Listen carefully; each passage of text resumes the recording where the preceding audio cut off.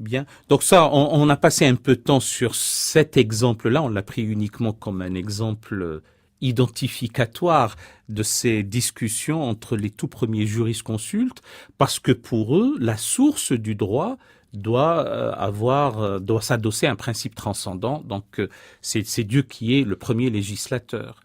Et alors, on continue comme ça à travers l'histoire, ou sinon comment ça se passe? Si je prends l'exemple de Soleiman le Magnifique, avec son épithète magnifique connue ici en Europe occidentale, mais il était aussi connu comme le législateur. Donc ça veut dire qu'il y avait un droit de type séculier sous les empereurs ottomans. Alors, il est appelé Al-Qanouni et non pas Al-Shari' ou bien Al-Musharri', hein, ce qui n'est pas exactement la même chose. Hein.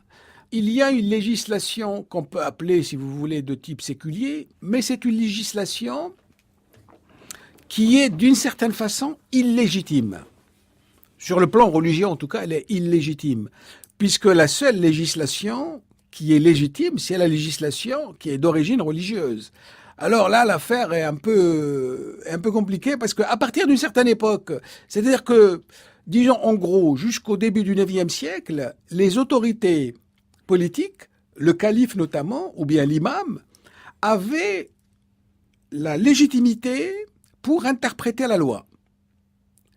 À partir de la fin du L'imam IXe chez les chiites, c'est dans son acception le plus large, pas celui qui conduit la prière. Bien sûr, oui, bien sûr. Mais pas seulement chez les chiites, chez les ibadites aussi, hein, ils parlent d'imam. L'imam, c'est le chef de la communauté, et en tant que chef de la communauté, il a le droit d'une certaine façon, je dirais pas de légiférer, mais d'interpréter la loi. Par conséquent, il a le droit d'innover en matière juridique, pourrait-on dire. Cette possibilité disparaît progressivement à partir de la fin du IXe siècle, d'abord dans le monde sunnite et ensuite dans le reste du monde musulman. Les chiites suivent à peu près le même modèle, à la seule exception devrais-je dire, d'un courant très très particulier du chiisme ismaélien qu'on appelle nizarites, qui sont en fait actuellement les disciples de l'Aga Khan. Voilà, c'est le seul courant où l'imam continue, l'Aga Khan étant l'imam, l'imam continue à être le chef de la communauté qui est capable, qui a légitimité pour dire la loi. Mais c'est beaucoup plus, même dans la communauté de l'Aga Khan, c'est beaucoup plus compliqué. Hein. Il n'a pas une liberté totale. Donc à partir de ce moment-là, ce pouvoir d'interpréter la loi devient la prérogative des docteurs de la loi, des ulémas.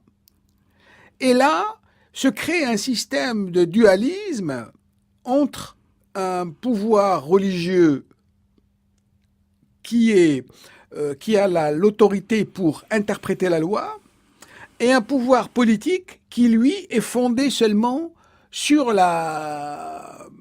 armes, hein, puisque le pouvoir est pris souvent par les armes. Hein, il n'y a pas de mode, il n'y a pas d'alternance pacifique. Ce sont des alternances souvent violentes.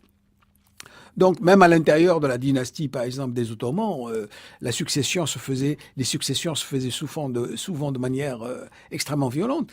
Donc, vous avez ces deux pouvoirs. Alors, les détenteurs du pouvoir non religieux, du pouvoir séculier, prenaient des décisions, disons, de caractère administratif.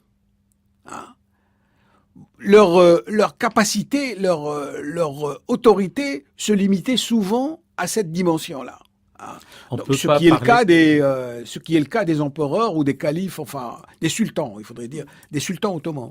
Donc on ne peut pas, ça serait abusif de parler d'un début de sécularisation de fait de ce droit d'essence religieuse. Ah non, il n'y a pas du tout de sécularisation, non, il n'y a pas un processus de sécularisation, je ne crois pas qu'on puisse parler ainsi. Alors revenons à ces docteurs de la loi et la question maintenant que je vous pose, Mohamed Hossein Ben Khira, c'est, on dit que dans le monde sunnite, il y a 4 grandes écoles juridiques, avec les fameux 4 maîtres éponymes. Le premier, Abu Hanifa, est décédé en 767, le 4e en 855. Ça donne déjà une idée sur l'élaboration de ce corps de doctrine, dit, le mot est abusif, sharia. Et qu'est-ce que ça sous-entend? Ça sous-entend qu'avant 767, on ne pouvait pas appliquer la loi de Dieu? Alors, c'est une question qui a beaucoup intéressé les historiens, ça, bien sûr. Ça veut dire que les Omeyyades ne pouvaient pas gouverner selon cette loi. On a une petite idée des lois selon lesquelles ils gouvernaient. Donc, en gros, on pense qu'ils ont repris pas mal de choses des régimes qui les précédaient. Par ailleurs, il faut... C'est-à-dire les Sassanides et les Byzantins. Voilà. Par ailleurs, il faut abandonner l'idée que nous avons aujourd'hui, notamment en France, d'un État unifié. Il ne s'agit pas d'une entité politique unifiée. C'est une entité politique, d'abord qui n'a pas une langue, qui a mis du temps à imposer l'arabe comme langue de l'administration. Hein. Ça s'est passé, je crois, à l'époque d'Abdelmalik ibn Marwan. Oui, 685, 705. Voilà, c'est à la fin du 7e siècle.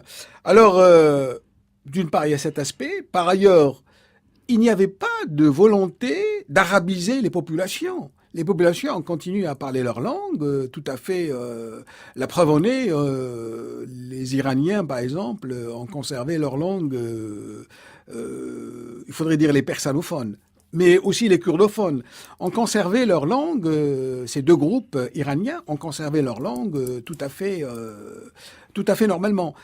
Donc, il n'y a pas cette volonté d'unification. On peut penser par conséquent qu'il en était de même sur le plan juridique. Hein. C'est-à-dire que on n'a pas cherché à avoir une loi unique partout, sauf alors peut-être la tentative a-t-elle commencé dans le domaine religieux. Hein. Par exemple, la volonté de fixer une vulgate, un mushaf, un texte coranique unique, est peut-être un des premiers gestes sur le plan religieux qui a signifié la tentative d'unifier l'ensemble du monde musulman. Oui, alors à ce stade, peut-on aussi poser la question, pourquoi 4 écoles et pas 5 et pas 3? Est-ce que 4 est garanti par le divin? La question des écoles maintenant est relativement bien connue. On sait très bien que les 4 écoles n'ont pas été fondées par leurs supposés fondateurs, bien évidemment. Qu'aucun des 4 n'a jamais fondé aucune école. Ils ont eu des élèves. Certains d'entre eux ont dit ne me suivez même voilà, pas. Oui, voilà. Alors, ils ont eu des élèves. Ce sont leurs élèves à des générations assez tardives, d'ailleurs, pas leurs élèves immédiats, mais les élèves de leurs élèves qui ont cherché à fonder des écoles. Alors, il faut dire que si on a des informations sur le processus historique, on ne le comprend pas encore toujours très très bien. Mais ce qui est sûr, c'est que à partir du XIIe siècle, l'idée de 4 écoles commence à se répandre. Parce que vous savez que, par exemple, la 4e école, hein, vous avez dit que Ibn Hanbal était mort le plus tard, lui c'est le plus jeune, hein, oui. C'est le plus jeune des supposés fondateurs. A failli disparaître. Oui, bien sûr. Alors, l'école hanbalite est sans doute apparue un siècle après sa mort. Hein, parce que les historiens soutiennent que dès lors qu'on a des manuels d'enseignement, hein, ce qu'on appelle en arabe mukhtasar, un compendium. Voilà, c'est ça. Hein, dès lors qu'on a des manuels d'enseignement, ça veut dire qu'il existe une école. Hein, parce qu'on ne fabrique de manuels que pour l'enseignement. Hein. Donc c'est pour ça qu'on dit que l'école hanbalite est sans doute apparue au Xe siècle, puisqu'on a un manuel d'un certain Khiraqi, hein, à Bagdad, donc au Xe siècle.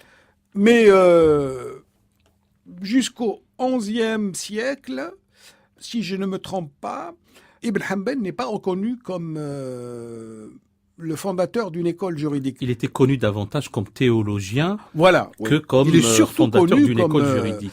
Il est surtout connu comme si on peut appeler théologien, une théologie du refus de la théologie. Hein. Il est surtout connu pour ses positions, bien évidemment. Oui. Parce que dans un ouvrage qui a pour auteur en andalou, qui parle des grands imams, il ne parle que de Ibn Hanbal, de Abu Hanifa, Malik et Shafi'i. Il ne parle pas d'Ibn Hanbal. Il le cite pas du tout. En réalité, l'objet de ma question, c'est dire l'élément humain dans cette réelle ou